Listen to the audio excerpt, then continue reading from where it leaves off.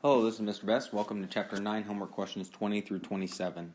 Question 20. Mr. Wallace is designing a home. He found the plan for his dream house on the internet and printed it out on paper.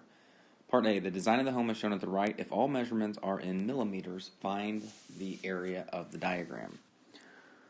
Alright, so I'm sure there's plenty of ways that we can go about doing this. I'm thinking maybe I can find the area of the rectangle and then subtract off the pieces that are not there. So I have the length is 51. I need to know what the width is. Right now I know that's a 30. I can create a right triangle here, special right triangle, 30, 60, 90. And since it is a special right triangle, I know that the short leg, which would be on this side, would be half the hypotenuse, so that would be 15. And then the height would be the square root of 3 times the short leg, so 15 square roots of 3. If that's the case, that length is 51, so if you take 51 minus 15, then this length right here would be 36. This will be necessary as we go to find these other pieces up here, and since all of these lengths are the same, if these are all 36 combined, then we divide that by 3, and that means all of these lengths that have those double tally marks would be 12. So that gets us started here. Let's see. Let's go ahead and find the entire area of the big rectangle that are even missing some of those parts. So that would be 51 times the height, which we found to be 15 square roots of 3. So that's 765 square roots of 3. I'll leave that square root of 3 there for now, and then we'll subtract what we need. So we need to subtract this area right here. So that's a 12 by 12. So we're going to have to take 765 square roots of 3 minus 12 by 12, which would be 144. And then we also need to subtract this triangle right here, which has a height of 15 square roots of 3, base of 15, so we can find the area of that triangle. 1/2 base, which is 15, times height is 15 square roots of 3. So that's 112.5 square roots of 3. And then now this will give us the area of the plan. So let's plug that into our calculator and see what we get. And that will give us an area of about, we'll go approximately 986.16, 986.16, what was it, millimeters squared. Alright, so now part B. So here's our final answer for the area. Mr. Wallace took his home design to the copier and enlarged it 400%. What is the area of the diagram now? Show how you know. Well, if it's going to be enlarged 400%, you're going from 100% to 400%, so therefore that's going up by a linear scale factor of 4. So since we're dealing with area, r squared is equal to 16, so that's how much the area is going to change. 16 times 986.16 will give us a new area of the enlarged figure at about, 15,778.56 millimeters squared.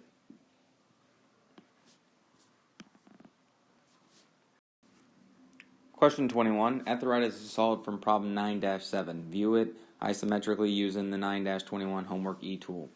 On graph paper, draw the front, right, and top views.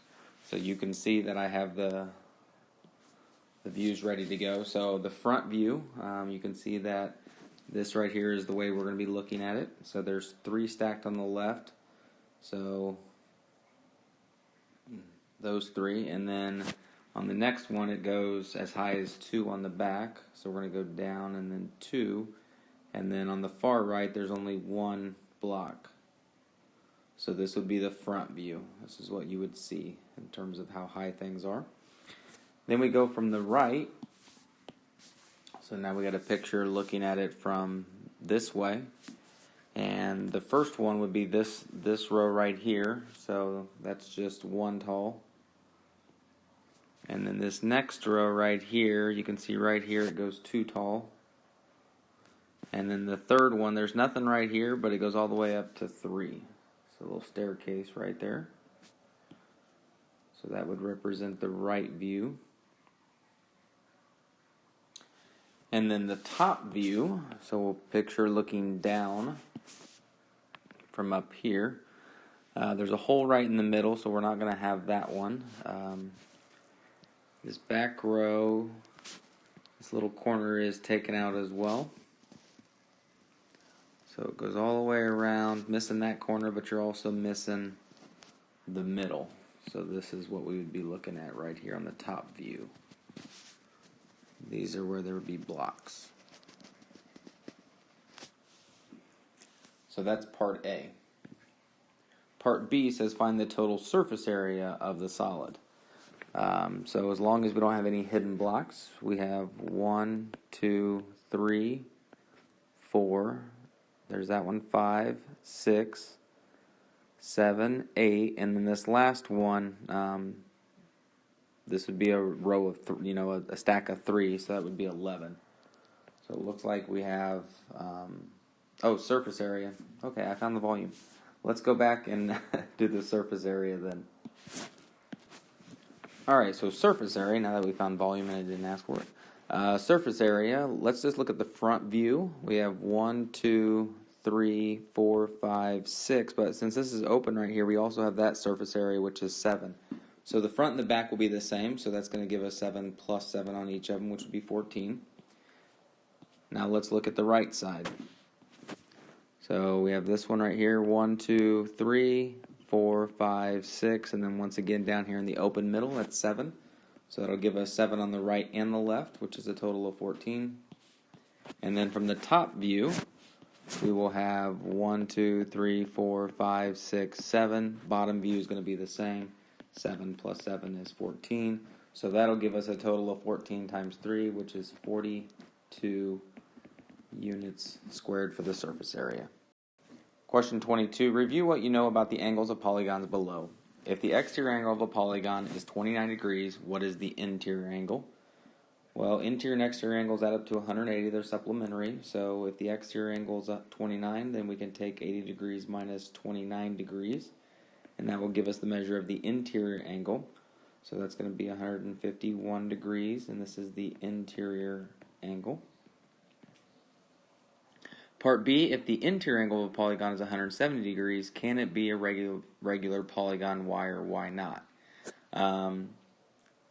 Well, if the interior is 170, then the exterior, well, I guess I could do 180 degrees minus 170, would be 10 degrees. So this would be the exterior angle. If we take this angle and divide it by 360, because that's what the sum of the exterior angles add up to, so take 360 divided by 10, that will give us the number of side lengths. So there will be 36 sides, so therefore, yes, this is possible. If we would have got a decimal, then it wouldn't have worked out in terms of the correct number of sides. So yes, it can be a regular polygon because it has 36 sides exactly.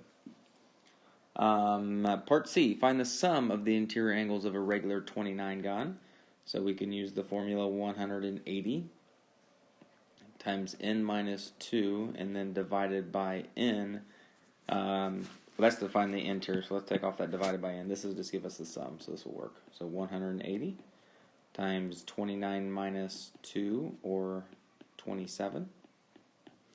And then that will give us the sum of a 29gon in terms of the interior angles of 4,860 degrees. So this is the sum of the interior angles of a 29gon.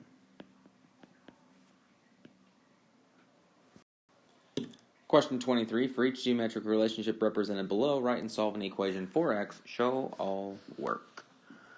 Alright, on part A, we have 1, 2, 3, 4, 5. 5 angles, so it's a pentagon. So what is the sum of the angles of a pentagon? That would be 180 times 5 minus 2, or 180 times 3. And that's equal to 540 degrees. So we know they all add up to 540 degrees. So let's set up our equation. 2x plus 4x plus 7x plus 3x plus x. That's 6, 13, 16, 17x. And then we'll add up our constants. We have a negative 3 and negative 6 plus 12 plus 10. So negative 9, positive 3, 13 it looks like. And that's equal to 540 degrees. We can subtract the 13. That's 527 degrees. And then divide by 17. And x is equal to 31 degrees. On part B, we're looking at parallel lines cut by a transversal. So we have that this angle is corresponding to this angle. So those two angles are congruent. And then those two angles would be supplementary. So we know that 4x plus 20 degrees plus 5x minus 2 degrees is equal to 180 degrees. So that's 9x plus 18 degrees is equal to 180 degrees. Subtract the 18. It's 162 degrees. Divide that by 9. And x is equal to 18 degrees. Question 24. At the band's peak of popularity, a personally signed Black Diamond poster sold for $500. 3 years later, the band was almost forgotten, and the poster was worth only $10. What were the annual multiplier and annual percent of decrease? So we have $500 poster, so that's how much it initially was when they were popular. 3 years later, so we're talking about some time, over a span of time, was almost forgotten and the poster was worth only $10. What was the annual multiplier? So we're talking about a multiplier here, we're looking at the exponential.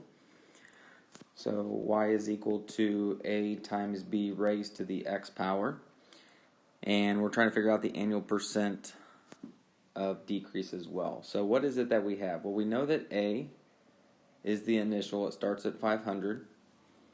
We also know that 3 years from now, the worth is 10. So I'm going to set up a table maybe. Get a better idea here. So at time 0, it was 500. Time 1, 2, and then 3 years from now, it's $10.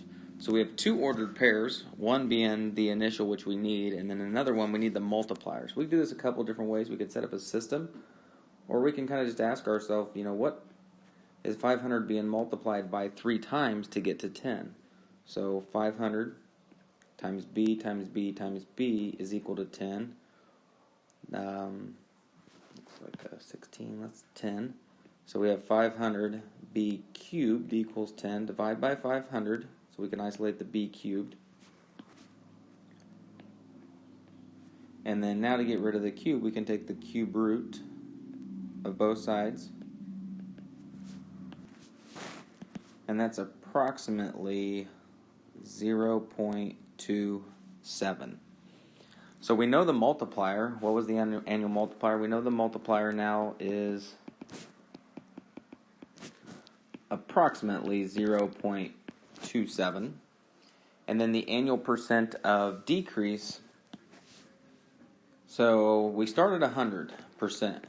And if the multiplier is 0.27, what did we have to subtract to get to that 27%? And that's going to be about 73%. So that's how much it's decreasing over a span of 3 years, is 73%. So the multiplier is 0.27, but the percent decrease is approximately 73%.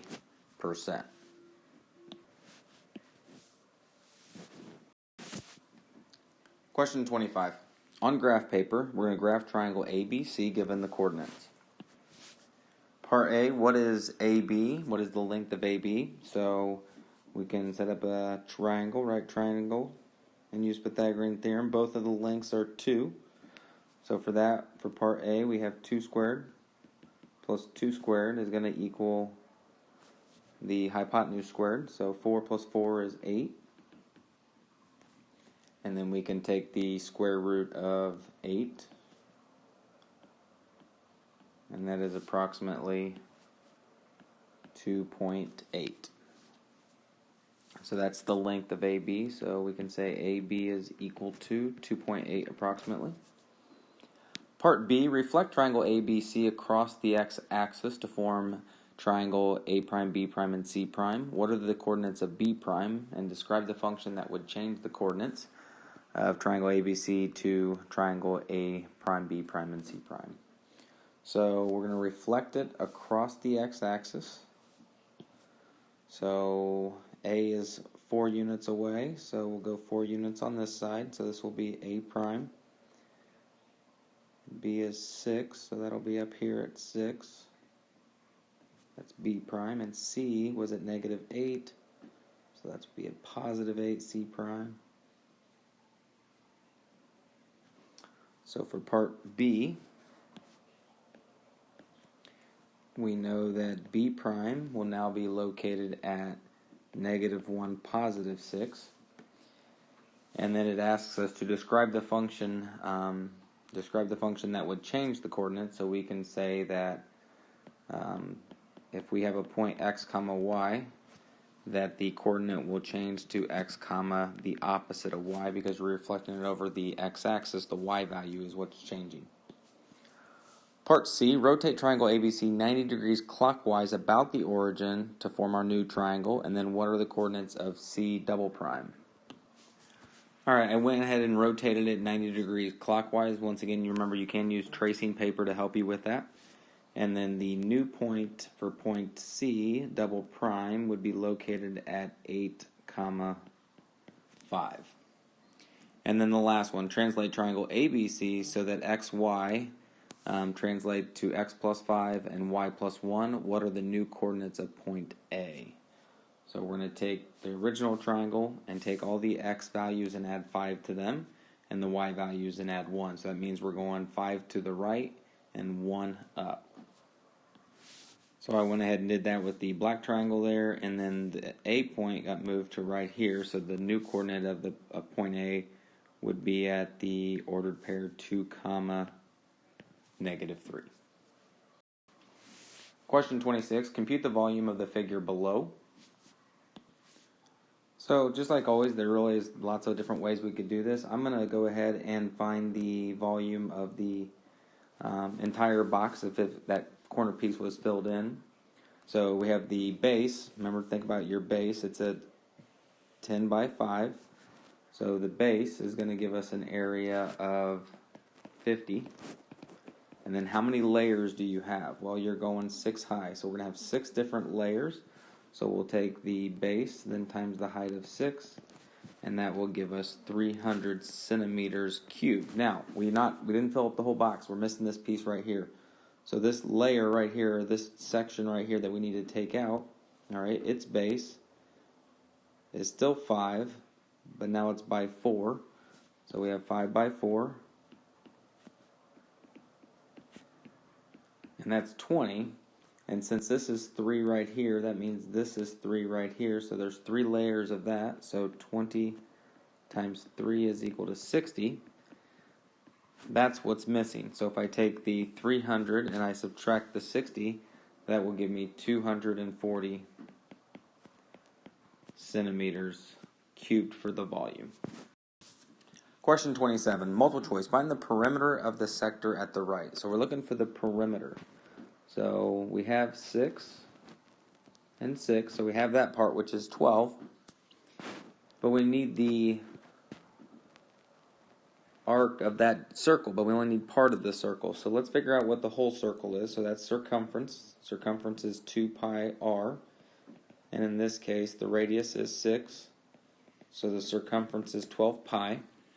30 degrees, how much of 360 is the 30? So 30 goes into 360 how many times? 12. So that means there's 12, sectors that make up the full circle. And so if 12 sectors make up the full circle, then if the circumference of the whole circle is 12 pi, then I can divide that by 12, and that will tell me how much that arc is right there, which in this case is pi units. So this arc is only pi units long. The whole thing is 12 pi, and if I cut it into 12 parts, then each of them are pi.